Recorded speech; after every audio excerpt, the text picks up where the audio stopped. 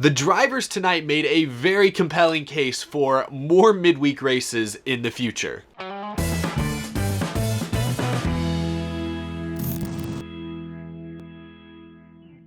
How's it going, y'all? My name is Eric, and welcome to a late night Out of the Groove. Good chance you're watching this in the morning, but if you are watching this late tonight, for one, go to sleep, guys. It's past your bedtime. But for two, we all just got done watching the second return race for the NASCAR Cup Series, the Darlington 500-kilometer race that was held here Wednesday night. Although they didn't quite make it to 500 kilometers as rain cut the race about 20 laps short. But while it was a shorter than usual race, it had more than its fair share of action, of drama, of storylines, jam-packed. This is what I would call a fun-sized NASCAR race. There were a lot of exciting things that happened in this thing. We're going to talk about a lot in this episode, and then I'm gonna go get some sleep. For one, I'm honestly pleasantly surprised that we got any NASCAR racing in today at all. The radar, obviously yesterday was bad and it knocked the Xfinity race to tomorrow, or today, depending on when you're watching this, but even for tonight, it looked like the Cup race was likely gonna meet a similar fate, but no, they got it in about an hour later than they initially planned for, and yes, it did get cut about 20 laps short, but the fact that we got the vast majority of a NASCAR race in tonight was a pleasant surprise to me,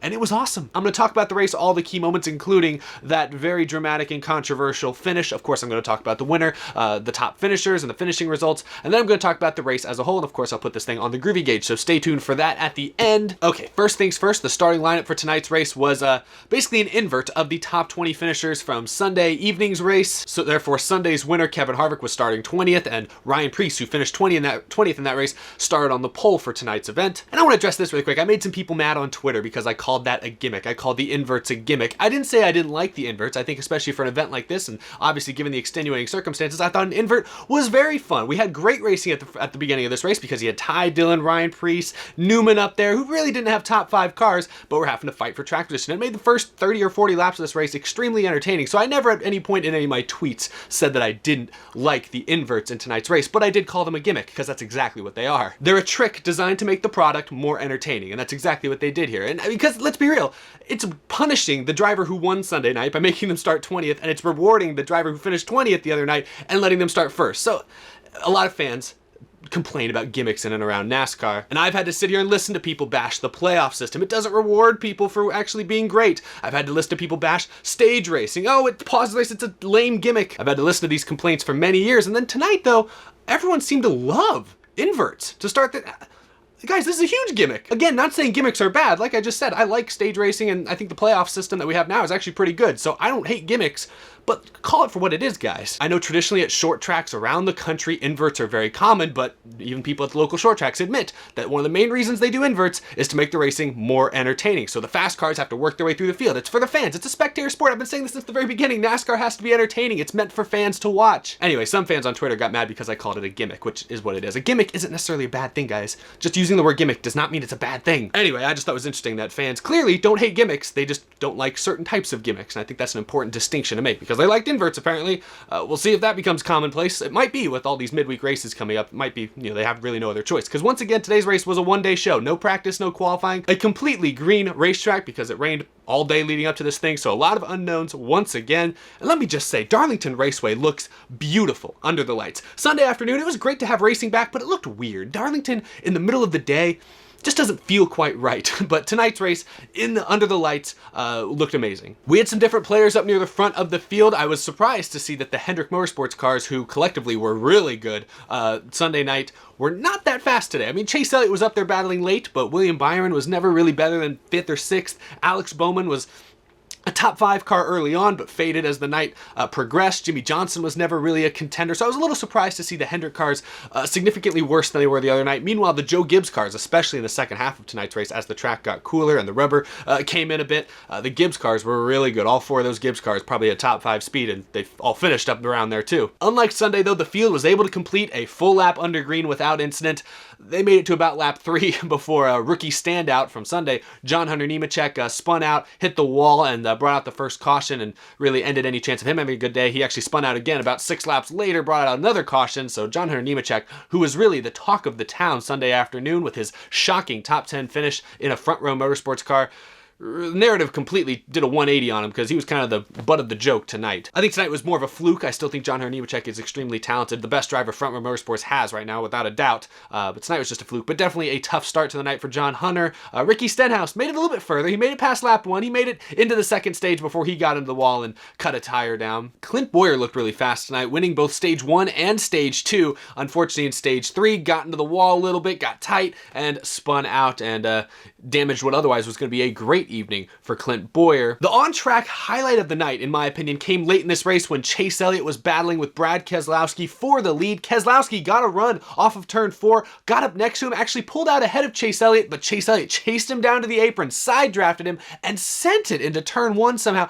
If you guys saw this, you know exactly what I'm talking about. He just sent it into turn 1 and completely just cleared the 2-car past him like he wasn't even there. I could watch that all night long on repeat. The way he side drafted him and sent it into turn 1, I couldn't believe he defended his position in such a way. That was honestly the highlight of the night, the most impressive display of driving skill. A close second was when Erik Jones, on I think it was actually the restart before that, was able to make a 3-wide move underneath Ryan Newman and Clint Bowyer and then slide up in front of them heading into the turn to get the lead away at first. I thought that was also pretty impressive. So the young drivers certainly impressed tonight, but when it was all said and done, Denny Hamlin was able to get out into the race lead and hold on to it as the rain came to get his second win of the Cup Series season, but nobody was really talking about Denny Hamlin at the end of this thing. I mean, he had that terrifying face mask when he got out of his car, giving me nightmares for that. Great for Denny Hamlin, proves that Joe Gibbs Racing isn't that far off. You know, at the beginning of this year, I think some people thought Joe Gibbs was a little far off when they showed up to Vegas with cars that couldn't pass inspection, when they showed up to Auto Club with cars not able to pass inspection. A lot of people were worried about JGR. I think they put some of those concerns to rest tonight. So great for Denny Hamlin. A couple other Gibbs cars up there in the top 5. Kyle Busch, Erik Jones, also there in the top 5. Where'd Truex end up? 10th, it looks like. And Christopher Bell, 11th. He actually finished this race. So much needed points tonight for Christopher Bell.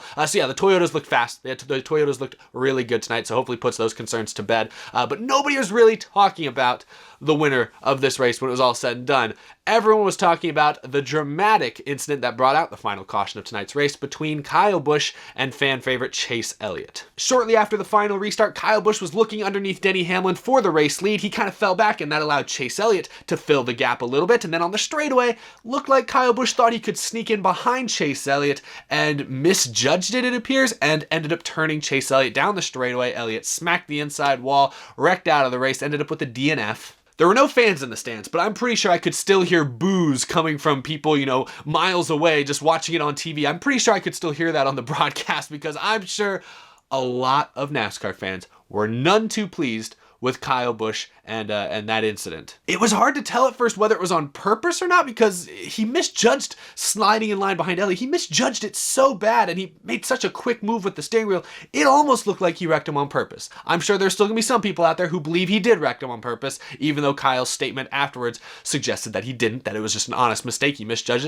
it. He owned up to it. He owned up to making a mistake and misjudging it, and he felt bad. Oh, there's no question. I know I made a mistake and just misjudged the gap. I knew I needed to get in line as quick as I could, and in doing so, watched him and his momentum that was going by me, and then I tried to look up in the mirror and see where Harvick was to get in, and I just misjudged it. You know, I made a mistake and clipped the 9 there and spun him into the wall. So I hate it for him and his guys. I'll give Kyle Busch credit. By Kyle Busch standards, that was a pretty mature, grown-up, unexpected apology of sorts. He did say it was an accident, but man, that was a pretty uncharacteristic accident. Chase Elliott, of course, after getting wrecked and exiting the car, before he got in the ambulance, he walked out across the banking a little ways and gave Kyle the old bird there, which was held for a nice couple of seconds on national television, so probably a fine coming for that one. This race really got off the rails. The camera cuts then to Alan Gustafson, Chase Elliott's crew chief, just kind of camped out over next to Kyle Busch's car once they pulled the field down pit road and stopped him for the red flag. You had these great shots of Alan Gustafson talking to some of Kyle Busch's crew members, trying to keep it civil, trying to keep it toned down, but you could tell there was some intensity there. Meanwhile, he was just shooting daggers over at Kyle Busch, who was still sitting in his race car a couple dozen feet away on pit road. It was hilarious. And then there was a fox on the racetrack. The ending of this race was iconic, memorable for all the reasons. Anyway, we never saw Kyle Busch come face to face with Chase Elliott. Chase Elliott went to the infield care center, was released, but then never showed up again. Instead, Alan Gustafson, his crew chief, did go face to face with Kyle Busch. A little bit, you could pick up some of their conversation on the Fox broadcast, including an expletive, which they didn't quite cut out in time. Gustafson and Kyle Busch have a history together. They've worked together in the past, many years ago, so makes sense that the two of them would do some of the talking. I'll be honest, I'm a little disappointed Chase Elliott didn't arrive on the scene and encounter or approach Kyle Busch or confront him in any way. From checking on Twitter, he was released from the care center a good handful of minutes before Kyle Busch was given the okay to get out of his race car. So in theory, I think he had plenty of time to go over to Kyle Busch, to that pit box, and talk to him if he wanted to. Obviously, the Fox broadcast cut away pretty quick, so maybe after the broadcast went off the air, they talked it out. Maybe they met up in the parking lot, or I don't know, stopped by a 7-Eleven on the way home and got slushies together. I don't know. Maybe they made up or talked about it or had a fist fight or a wrestling match in a mud pit somewhere. Who knows? Maybe something happened after the Fox broadcast went off the air, but we never saw Chase Elliott come up and talk to Kyle Busch, and I was a little disappointed by that. I wanted Chase Elliott to go out there and, confront him face to face. I think he should do that. He's done that in the past with, like, when Denny Hamlin wrecked him at Martinsville a couple years ago. He was not shy about getting in Hamlin's face, so I'm not sure why he didn't get in Kyle Busch's face here. The rain, the infield care center, the red flag, obviously the social distancing, that's probably why they didn't fight. But they wanted to fight, but they knew NASCAR would drop the hammer on them if these guys started wrestling in the middle of a pandemic on national TV. I'm sure NASCAR wouldn't like that image too much, so maybe that was it. But I was a little disappointed Chase Elliott didn't go talk to him. As far as the incident itself, obviously a really bad move from Kyle Busch, assuming it was a mistake, which I'll take his word for it. I guess it was a mistake. I don't really see any reason for it to be intentional, so I'll take him at his word. It was an accident. My reaction to that is Kyle Busch is probably going to get some payback at some point or another. At Martinsville, at Bristol, both those tracks are coming up. One of those types of places, yeah, he's probably going to get some sort of payback, even if it's just a little bump and spin, just gets dumped at some point. Honestly, he has it coming. I don't care if it was an accident. If you take a guy out, Chase Elliott had a top 2 run, arguably had the best car at the end there, might have won that race. If you take a guy out, even if it's an accident, you should expect some form of payback coming sometime down the road. So if Chase Elliott wants to get Kyle Busch back, I wouldn't be shocked, and I wouldn't completely blame him. At some point, Chase Elliott's just going to snap like Kenseth did to Logano at Martinsville back in 2015, because he's been wrecked by Hamlin, he's been wrecked by Kyle Busch. He's just kind of been on the receiving end of a lot of JGR mistakes over the years. So I can't entirely blame him if he does snap. I don't condone wrecking a guy on purpose the way Kenseth did Logano in 2015. I don't think that should be the industry standard, but I think Kyle Busch should expect some form of payback coming down the road, and I can't say I would entirely blame Chase Elliott. At some point, the JGR cars are going to have to get some rumpled sheet metal as well, because right now the 9 car's been the only one receiving it. Anyway, that's all anyone was really talking about after the race. I'll go ahead and toss this race up on the Groovy Gauge here and talk about the event as a whole. A night race at Darlington, man, it just felt right. I often say this, but this race tonight had everything. It really did. It had great battles throughout the evening. It had drama. It had tempers. The finish, honestly, the finish at the end of the day was Kyle Busch wrecking Chase Elliott, which has everyone talking. There was a fox on the track, on the Fox broadcast. You can't make up this kind of marketing. It even had a range-shortened finish, which I guess is a negative thing, but my point is this race had everything. It even had tire strategy with the Roush cars trying some silly strategy at the end there, which didn't really work out. Of course, the invert field at the beginning led to some great battles early on. Again, it's a gimmick, but I'm not saying gimmicks are bad. It was fun to watch, especially given the circumstances. It was made the racing very entertaining, so let's just admit that. Comers and goers, different leaders. At one point in this race, I thought Harvick once again had the clear best car and was going to drive off to a victory, but that didn't happen. I thought Chase had this thing locked up with the way green flag stopped, cycled through, and got all squirrely. I thought Chase was in the catbird seat. Ultimately, though, it was Joe Gibbs Racing teammates with a wreck at the end of the race, a dramatic wreck from second place at the end of this race that sealed the deal and sealed the victory. So this race had a lot to be excited about. A great second race back for NASCAR. A lot of people are talking about the TV ratings because this was a Wednesday night race, a midweek primetime NASCAR Cup Series event, and some folks in and around the industry have been very vocal in recent years about the possibility of more midweek primetime races going forward, say 2021, 2022. This could become a normal thing, especially like in the summer. And I would love to see it happen. I would love to see the occasional midweek primetime race, especially in the summer when kids are out of school and things like that. I think that would be excellent, but it's all going to come down to TV ratings. So it's going to be really interesting to see what the FS1 ratings look like when those come out, hopefully in the next couple of days. I want to make sure everyone has their expectations checked. Sunday's race on the main Fox broadcast network, first race back, got 6.3 million viewers roughly. Tonight's race is going to have way less. Just prepare yourselves. Tonight's race is going to have way less. I'm talking, I think they'll be lucky if they get 2 million viewers for tonight's race. Partially because the race is on FS1, which automatically almost halves the audience, so that automatically takes about 3 million viewers off the table. And then the fact fact that it's a midweek race, which, I mean, let's be real, I bet a lot of hardcore NASCAR fans didn't even know the race was happening tonight. A lot of people maybe saw it on Twitter or on Facebook. We're like, oh, there's a race tonight? What happened to Sunday afternoon? Let's be real, NASCAR's been a Sunday afternoon, occasionally a Saturday night sport for decades now. The Wednesday night thing, while hardcore fans, potentially like you and me, knew that the race was happening, there are some fans out there, even big fans, that maybe didn't know it was happening tonight. And of course, a Wednesday night race, it's the middle of the week. Some people have work, some people have school. It's just different. I think it'll be lucky to get 2 million viewers on tonight's race, but that wouldn't be that bad. For a cable race in the middle of the week on a Wednesday night for the first time ever, that would not be a bad rating. I think if NASCAR is able to hit around 2 million viewers for this race, that would be room to possibly add more midweek races to future schedules in 2021 and beyond. I think there would be something there. But anyway, we'll have to wait and see on that. That will be very interesting to spot here in the next couple of days. But as far as the Groovy Gauge, I almost forgot about you, Groovy Gauge. I didn't mean to forget about you. For a while there, I thought tonight's race was tracking similarly to Sunday afternoon's race. Both races with no practice, no qualifying, one in the day, one in the night with very different track conditions, led to a lot of unpredictable moments, a lot of great racing. So both races were great, but tonight's race was put over the edge so slightly by the dramatic finish at the end. I don't like it when guys get wrecked, but I'm not gonna lie, when the most popular driver in the sport gets taken out by the most polarizing driver in the sport. I mean, NASCAR's been trying to promote kind of like heroes and villains. This is it. That felt like a Star Wars movie right there. It doesn't get any more clear than at the end of this race. If fans had been in the stands, oh my gosh, things would have been thrown on the track. That's all I'm saying. This would have been, remember that fan that tried to fight Kyle Busch a couple years back? Oh, it might have been more than one this time. I'm just saying. I saw on Twitter, no fans were even in attendance for this race. And yet on Twitter, they were reporting that security had to go over near the 18 car just in case.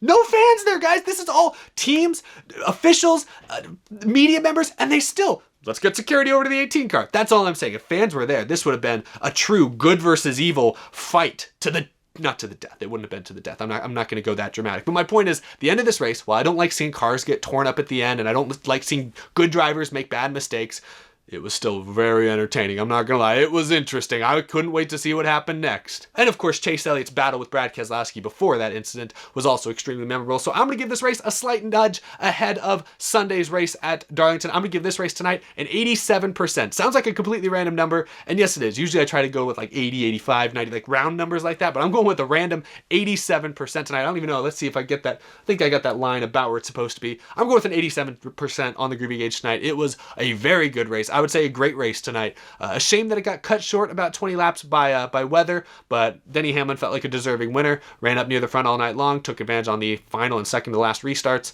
and stayed ahead of the carnage, so to speak. So great race tonight. Had a lot of fun watching it. A lot of stuff to talk about after this race, and a lot of things that could matter, could have effects long term. So we'll be talking about Chase versus Kyle for weeks, months probably. Let me know, of course, what you all thought of the race tonight, and that's all I've got. Subscribe if you are new, follow me on Twitter, follow me on Instagram. Those links are down in the description. Of course, we also have new t-shirts available down there as well. Check those out while you're at it. And of course, a big thank you to my amazing Patreon supporters. So excited to have real racing back, real competition, real ramifications, and real incidents like this. A lot of fun stuff to talk about. This is what I love talking about on the show, is real racing incidents. That's what's really fun. So I appreciate you guys' support, helping get through this this hiatus and everything. Hope everyone's staying safe out there. I really appreciate your support. I'll have more videos up this week, but the Xfinity race is tomorrow afternoon, so we got more racing less than like 12 hours away, so that's gonna be something. But I should have other videos up later this week. And then of course the Coca-Cola 600, one of the crown jewel NASCAR races, is happening in just a few days, Sunday afternoon. So hope everyone has a great rest of their week. I will see you all again very, very soon. Have a great rest of your night or morning, whenever you may be watching this.